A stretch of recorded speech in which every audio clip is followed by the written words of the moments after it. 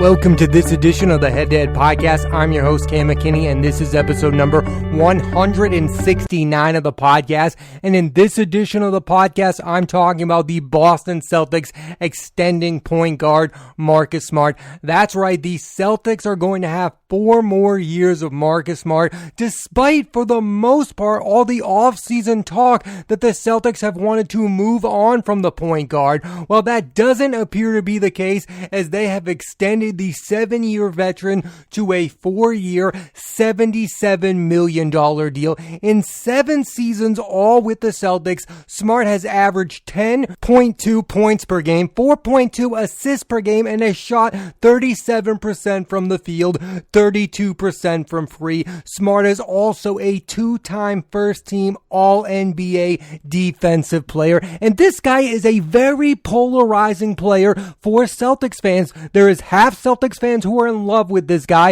and there are half Celtics fans who despise his very presence on the team. Let me put it to you this way. No one is indifferent to Marcus Smart. They either feel he's one of the best players on the Celtics, or he is the problem on the Celtics. I feel like this is a common occurrence in Boston with their athletes. They have passionate takes on certain athletes, and half of the fans love them and half of the fans hate them.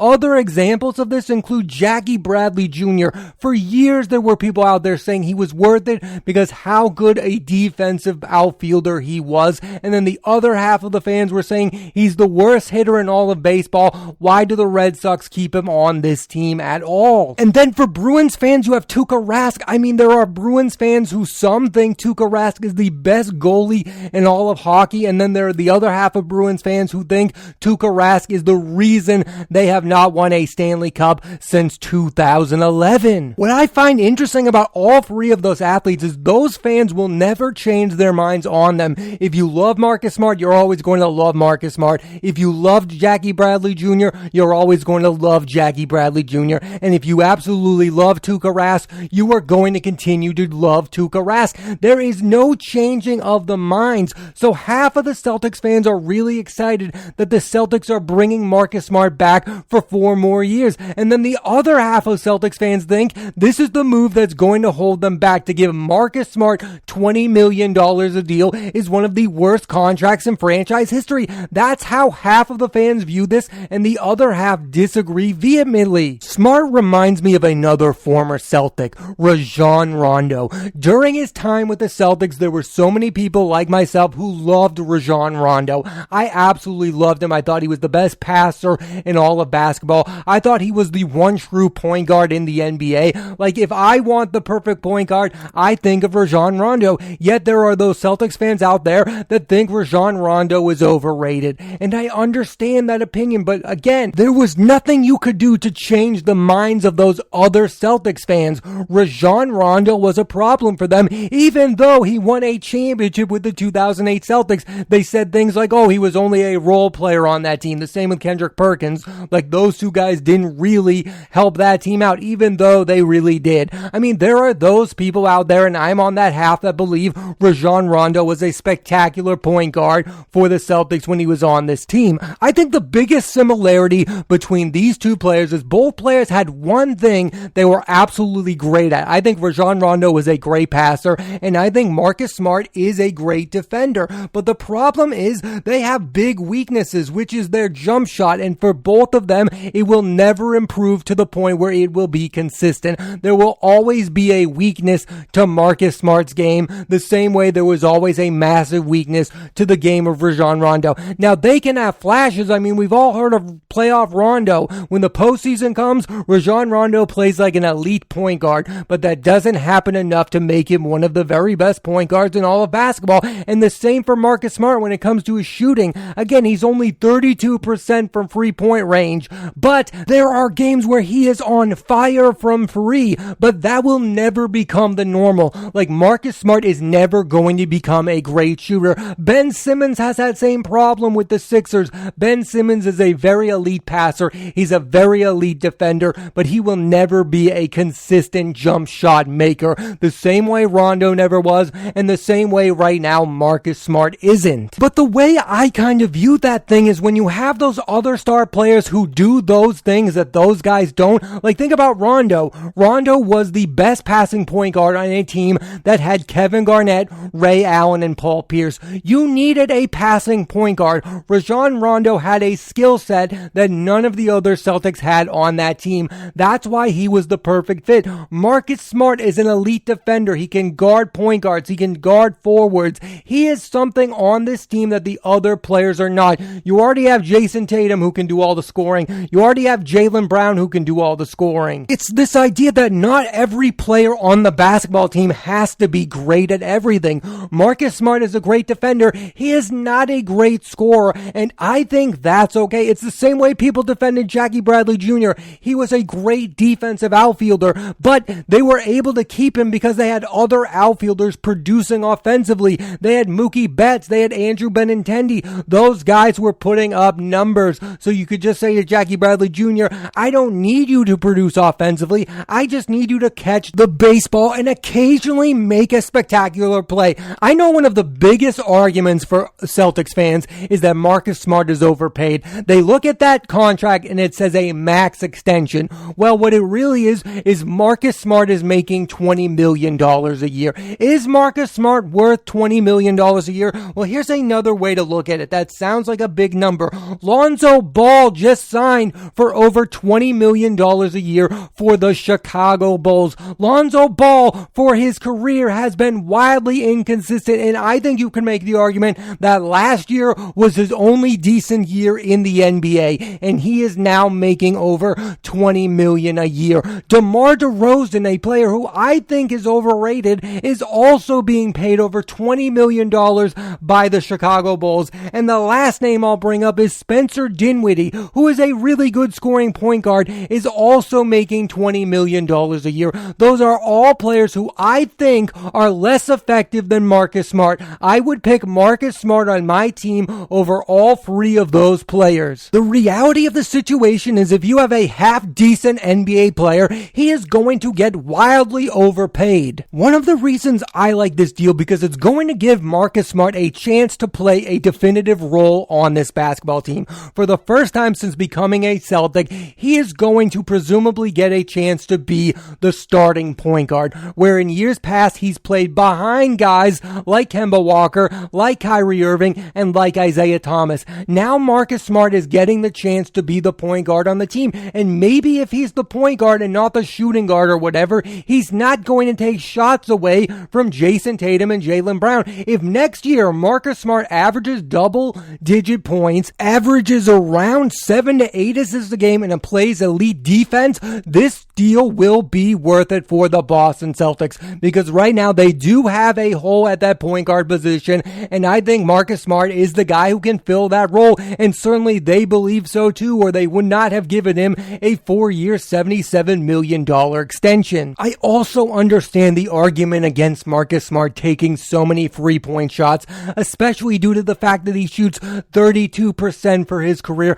but he is playing in the modern NBA. All these guys take free-point shots. If you want a point guard who's not going to attempt a free-point shot, then the one you want is Ben Simmons, right? But you don't want Ben Simmons because you just saw Ben Simmons struggle in the postseason. You at least need a point guard who has the threat of hitting a free-point shot. Yes, do I agree that Marcus Smart takes way too many free-point shots?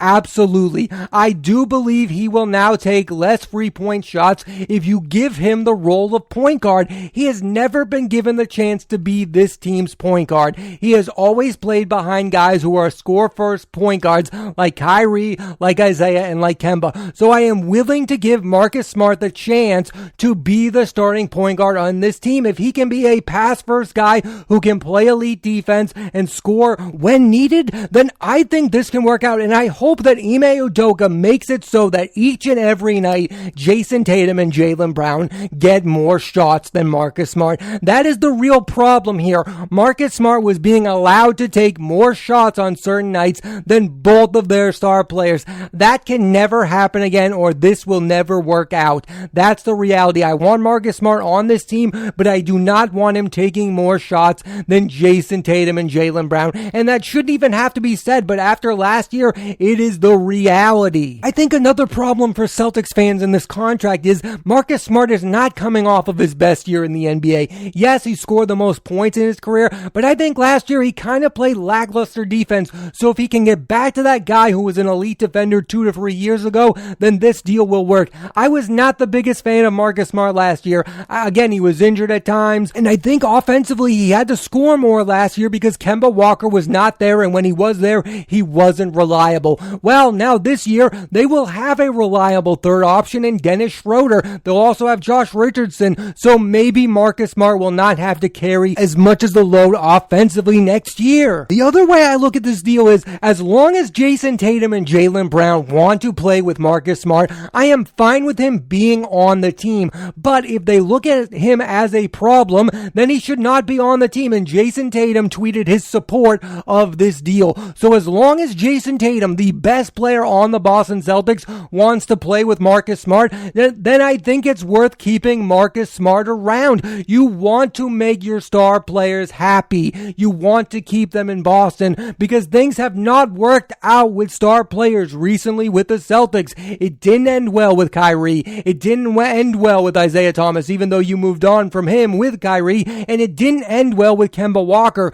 So now you have these two guys in Jason Tatum and Jaylen Brown who you drafted. They are signed for the long term. Jason Tatum signed that extension. Jaylen Brown has an extension with the Celtics as well. As long as they are here, you want to make them happy so that when their contract ends and they're in their primes, they are going to want to remain a member of the Boston Celtics. So yes, you should do moves that make them happy. And if Marcus Smart being on the team makes Jason Tatum happy, that's a move that needs to be made. The Celtics have tried to bring in other talents from other organizations. They brought in Gordon Hayward. They brought in Al Horford. It didn't work out. You went to the Eastern Conference Finals, but you didn't win the championship. Maybe they're trying to do a different route here. Maybe they're trying to pay their own players. They developed Marcus Smart. They have a lot invested in this player. He has played well to a certain degree. I know offensively he's not a perfect player, but I like them not giving up on this player.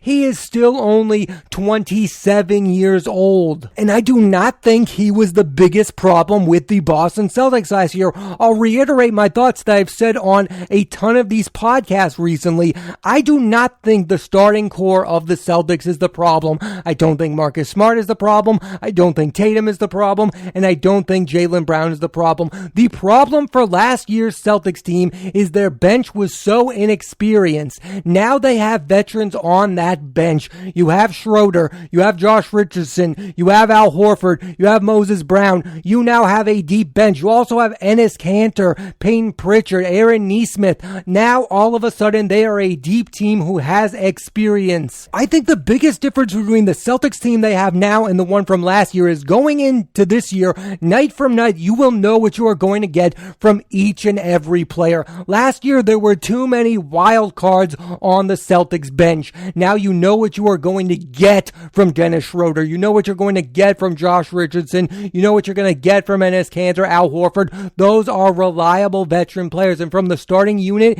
you know what you're going to get from Jason Tatum. You know what you're going to get from Jaylen Brown. And you know what you're going to get from Marcus Smart. They were the most inconsistent team in all of basketball last year. Now I think they are on the verge of being a consistent one with the moves that they've made. Now these players know what roles they are going to play. It was also announced that the Celtics are giving center Robert Williams a 4-year, $54 million extension as well. I like the fact that they are locking up their two best defenders, Marcus Smart being their best perimeter defender and Robert Williams being their best big man. This is the only Celtics player who got better last year. That was Robert Williams. You saw how many shots he blocked against the Nets. I like this move. I think you cannot give up on Robert Williams. You have to give him a chance to be your starting center. So as much as people will say the Celtics are not any different than they were last year, I think that's wrong.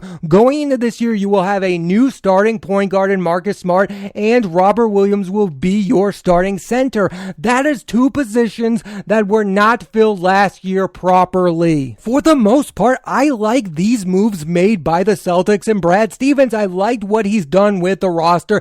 Now, time will tell if these moves work out. Maybe Marcus Smart can't be your starting point guard. Maybe they did overpay Robert Williams way too soon. But I like the look of this team, team. It is a lot different than last year's team, and that's something they desperately needed. They needed a different type of team, and I think they have one. They have a new coach in Ime Udoka. I have high hopes for next year's Celtics team. In my opinion, and I've stated this on past podcasts, I believe next year the Boston Celtics should definitely be a top 4 seed in the Eastern Conference, because now you have guys who are going to fill their role. Jason Tatum and Jaylen Brown can be the leading scorers for the team. Marcus Smart can be the point guard who plays elite defense and is the best passer on the team. You have a big man in Robert Williams who is going to actually shut down elite big men, because Tristan Thompson did not work out last year, and Dennis Schroeder is going to be that third scoring option off the bench. Love him or hate him, Marcus Smart is the longest tenured member of the Boston Celtics,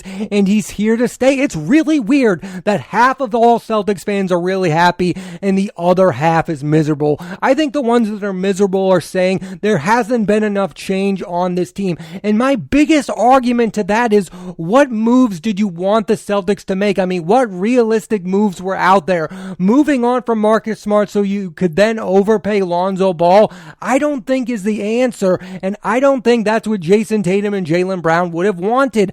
I don't see the alternative here. You have Marcus Smart. He wants to be a member of the Boston Celtics. He has produced here for the most part. Yes, there have been some bad moments, but you have been to 3 Eastern Conference Finals with the guy. I mean, he's a decent player. He's been a part of some really good teams, and he's been a part of that success. Yes, there will be some nights this year when you question Marcus Smart being on this team. He will do something maddening like take 23-point shots, and you'll be like, why are the Celtics even paying this guy? But then when you get to the postseason or you get in a big game, Marcus Smart will come up big in the clutch and remind us all why he is a respected member of the Boston Celtics and why they wanted to lock him up for 4 years and $77 million.